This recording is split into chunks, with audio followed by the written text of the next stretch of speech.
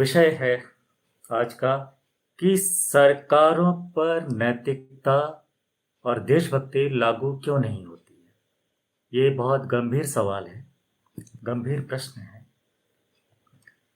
कि जब हम बात करते हैं नैतिकता की बात करते हैं, जब हम बात करते हैं देशभक्ति की बात करते हैं, तो आपने देखा होगा जितनी भी देशभक्ति की बड़ी बड़ी बातें की जाती है, देशभक्ति की बड़े बड़े कहानी किस्से कहानियाँ वगैरह सुनाई जाती हैं, वो सब के सब किन पर लागू होती है? वो सब लागू होती है उन लोगों पर जो गांव देहातों से निकल कर के आते हैं, गरीबी में जीते हैं, गरीबी से निकल के आते हैं और उनको देशभक्ति का उनके ऊपर में बुखार चढ़ाया जाता है कि तुम देशभक्त हो, अपनी जान पे खेल जाओ, वगैरह वगैरह दुनिया भर की 10 चीज़ें। तो प्रश्न ये उठता है कि ये ऐसा क्यों है? क्यों ये सब चीज़ें सरकारों पर लागू नहीं हैं? क्यों राजनीतिक पार्टियों पर और क्यों राजनेताओं पर ये देशभक्ति लागू नहीं होती? और गंभीरता इसकी ये है, इस विषय की, कि समाज और धर्म के गुरु और नैतिकता के ठेकेदार, समाज के ठेकेदार, ये सभी लोग मौन हो जाते हैं। ये सभी कभी इस बात की चिंतन नहीं करते हैं कि ऐसा हो क्यों रहा है।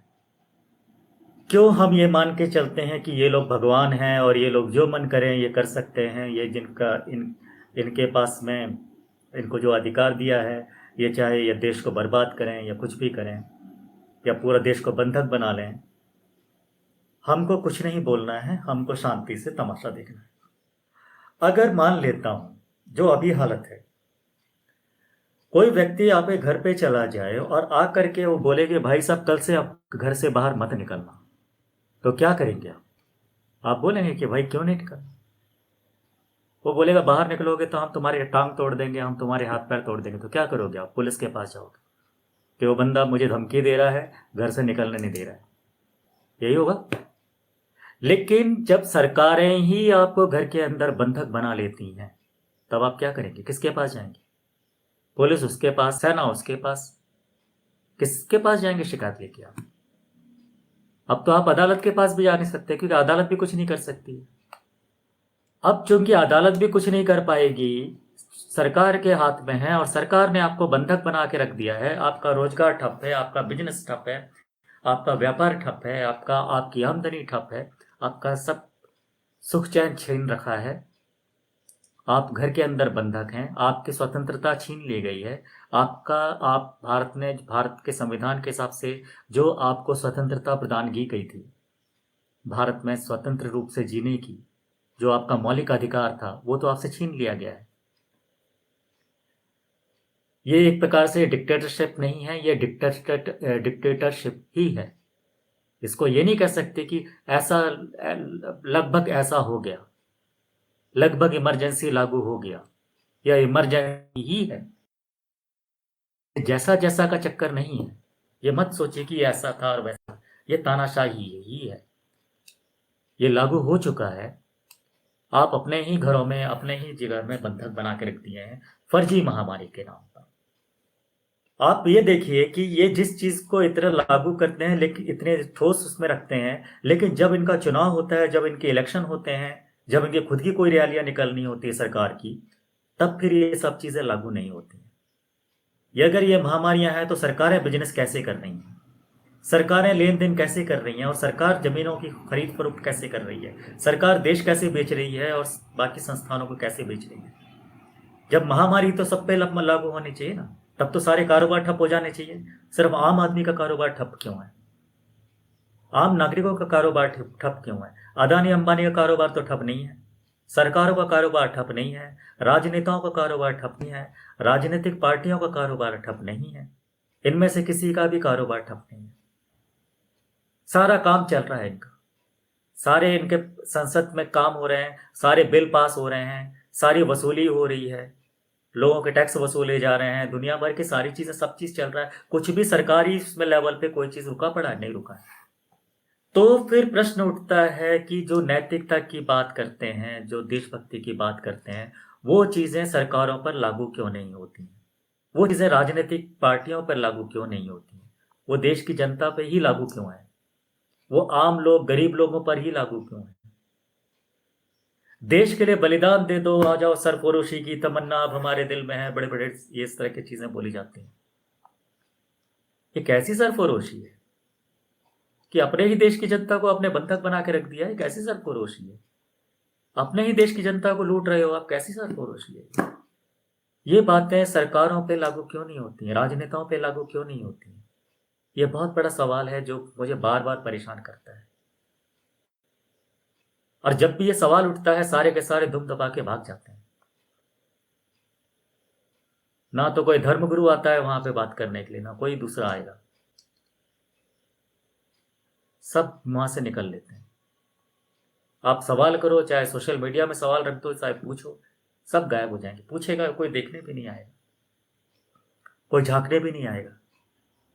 सब ऐसे गायब हो जाते हैं जैसे पता नहीं आप बहुत कोई अजीब व गरीब सी बात कर दी आपने। क्यों? ऐसा क्यों है?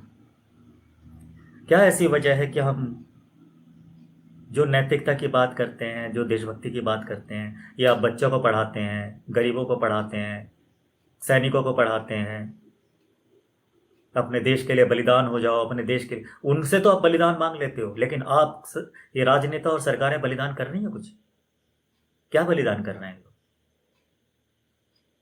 क्या इन्होंने कोई भी रत्ती भर भी कुछ बलिदान का नाम, बलिदान जैसा कुछ किया है? सरकारों ने कोई बलिदान किया है? राजनेताओं ने कोई बलिदान किया है? आज के प्राचीन जो स्वतंत्रता सेनानियों की बात नहीं कर रहा हूं मैं आज की बात कर रहा हूं, वर्तमान नेताओं की बात कर रहा हूं। ये क्या बलिदानी लोग हैं? अपने घर में आराम से बैठे हैं, इनको आराम से चढ़ावा मिल जाता है, इनको क्या कहते हैं, चंदा मिल जाता है, ठीक है, ऊपर से इनकी सैलरी बंधी हुई है, इनको सैलरी मिल जाती है, बंधी बंधाई सैलरी मिल रही है, अपने घर में आराम से पसरे हुए हैं, पड़े हुए हैं। इनकी सेहत में क्या फर्क पड़ रहा है? फर्क तो उस आदमी की सेहत में पड़ रहा है ना, जिसको हर रोज गड्ढा खोदना है, रोज पानी पीना है, जिसको रोज सड़क में निकलना है, रिक्शा चलाना है, रोज कमाना है। उसकी सेहत में फर्क पड़ता है। वो तो बर्बाद हो रहा है।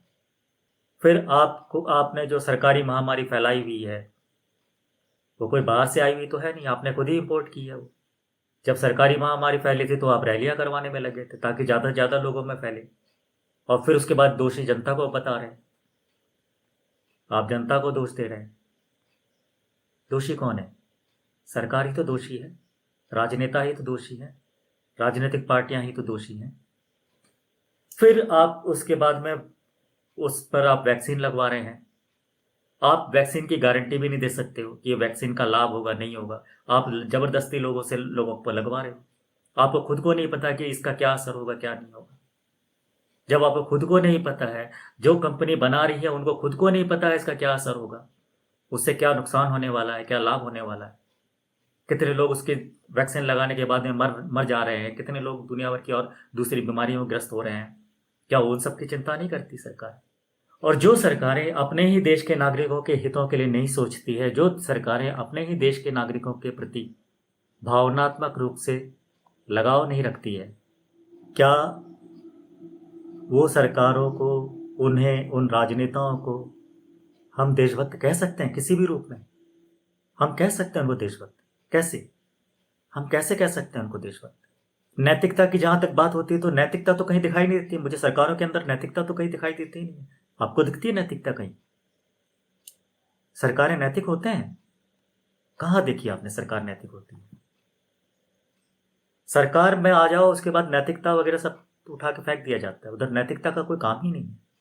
नैतिकता और देशभक्ति दो चीजों से बिल्कुल सरकार का दूर दूर का कोई रिश्ता नहीं होता है। किसी भी सरकार का नैतिकता और देशभक्ति से कोई रिश्ता नहीं होता है।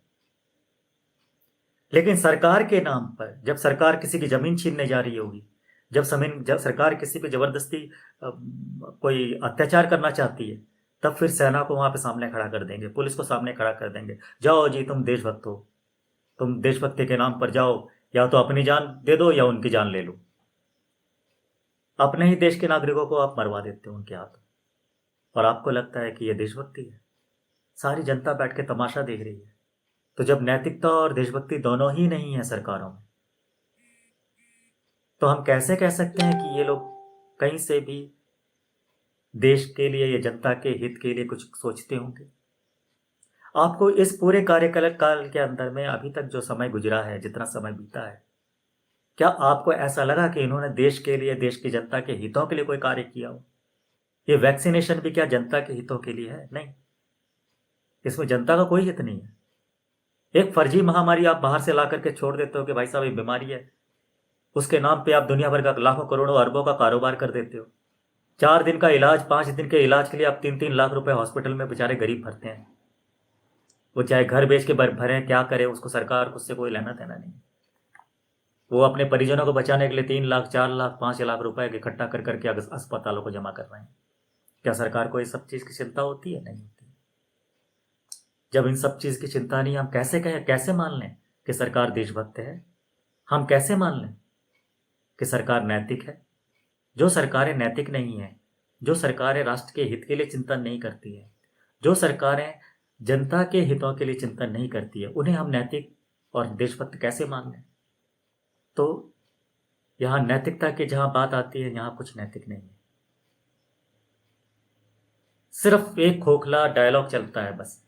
और किस पे चलता है? वो जो गरीब लोग हैं, जो बेचारे 2 वक्त की रोटी भी ठीक से नहीं जुगाड़ पा रहे हैं, वहां जाके आप देशभक्ति सिखा रहे हो उनको। वहां जाकर के आप उनको नैतिकता सिखा रहे हो। जो गरीब है, कमजोर है, लेकिन जो ताकतवर है, जो पैसे वाले हैं, वहां पे नैतिकता और देशभक्ति का कोई मतलब ही नहीं है। कोई वहां पूछने ही नहीं चाहता कि आप देशभक्त हो या नहीं हो, नैतिक हो या नहीं हो। वहां कोई मतलब नहीं रहता है। बड़े बड़े धर्म के ठेकेदार वहां जाके गूंगे बहरे हो जाते हैं। कितने जो आपने देखे होंगे साधु सन्यासियों को जो जाकर के ये बात उठाते होंगे, इस विषय पे बात करते होंगे, कितने देखे आपने? हर किसी को अपनी जान का डर, और वो बने हुए घूम रहे हैं साधु सन्यासी। ये डर है कि कर सरकार हमको उठवा लेगी। अरे सच बोलना है आपको। जो गलत है, गलत को गलत बोलना है, यही तो साधु सन्यासी का धर्म है। आपसे वो भी नहीं होता। तो मुद्दा यही था कि क्या सरकारें देशभक्त होती हैं?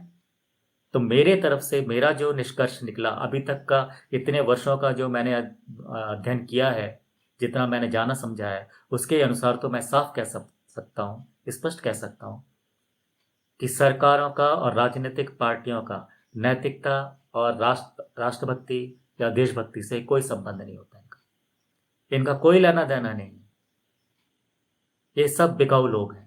इनको पैसा चाहिए, पैसा कमाने इन लोग सत्ता में आते हैं, और पैसा कमाने के लिए इन लोग किसी भी हद तक गिर सकते हैं, किसी भी हद तक गिर सकते हैं। मतलब इनकी गिरने की कोई सीमा नहीं। तो चिंतन हमको करना है, हम ऐसे लोगों की गुलामी क्यों कर रहे हैं? क्या ईश्वर ने हमको विवेक बुद्धि नहीं दी है सोचने के लिए कि हम एक छोटी सी छोटी बात, इतनी सी बात को नहीं समझ पाते हैं? क्यों नहीं समझ पाते इतनी बात को? करिएगा, इस विषय में थोड़ा चिंतन मनन करिएगा आप लोग।